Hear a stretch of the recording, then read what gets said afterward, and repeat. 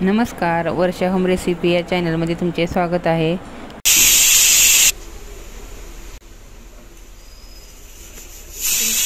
पुऱ्यासाठी पीठ मळून घेणार आहे। गव्हाचं पीठ चांगलं चाळून घेतलंय। तर ह्याच्यात घालायचं आहे 2 चमचे रवा,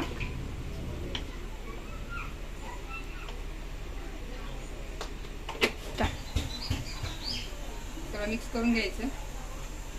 आता घट्ट पीठ मळून घ्यायचं।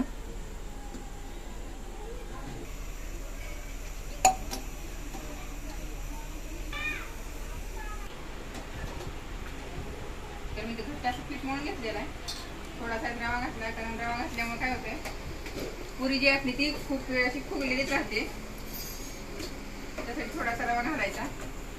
आता मी पीठ मळले असं ठेवून देते साईडला। आता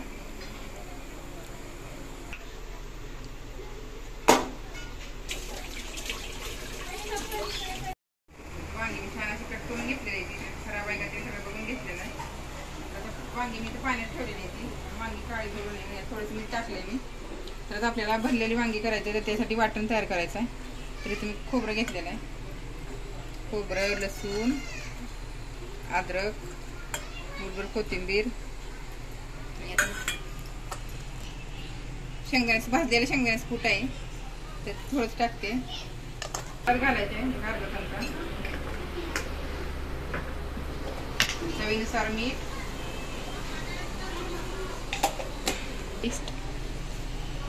आणि मिरची।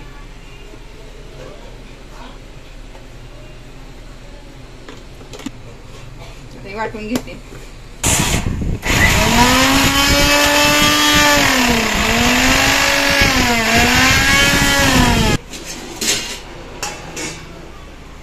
वांग्यात मसाला भरून घेते।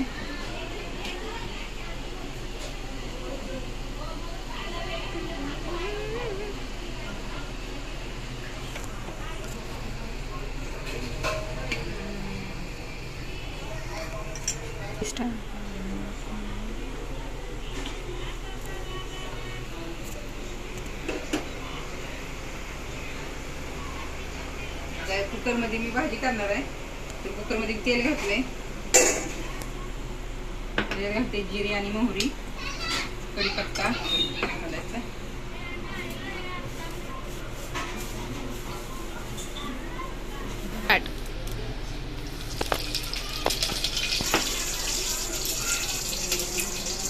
जिरे मोहरी। वांगी आपले छान तेलात परतून घ्यायचे। ती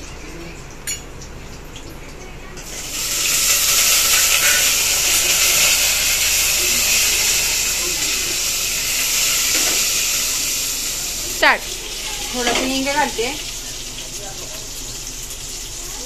आता थोडा मसाला राहिलेला आहे, की पण चांगला तेलात परतून घ्यायचा। सगळा मसाला घालते। पाणी मिक्सर भांड्यात म्हणून पाणी ओतणार आहे।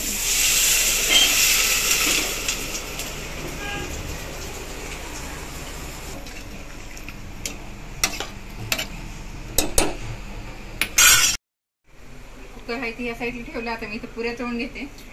पीठ चांगलं सरम करून घेते, तेल लावून पुऱ्या करून घेते।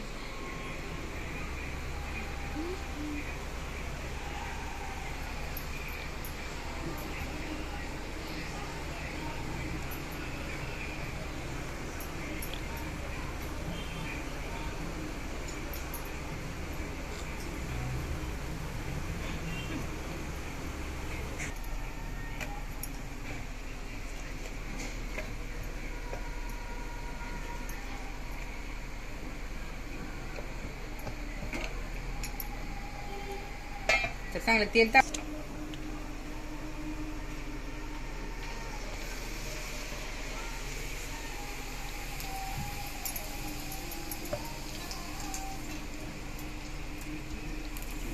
तेल चांगले तापले, पुरी चांगली टमाशी फुगलेले।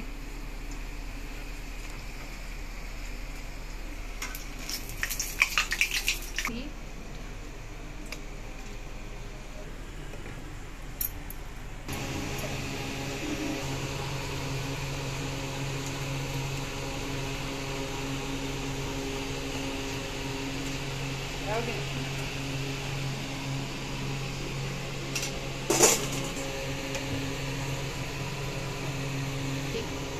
वांगे छान शिजायला लागले.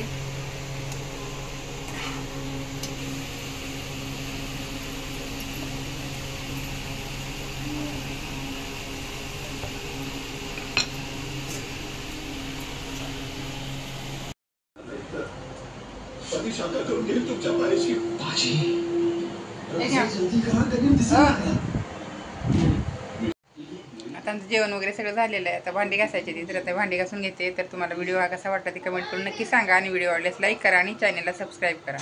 धन्यवाद.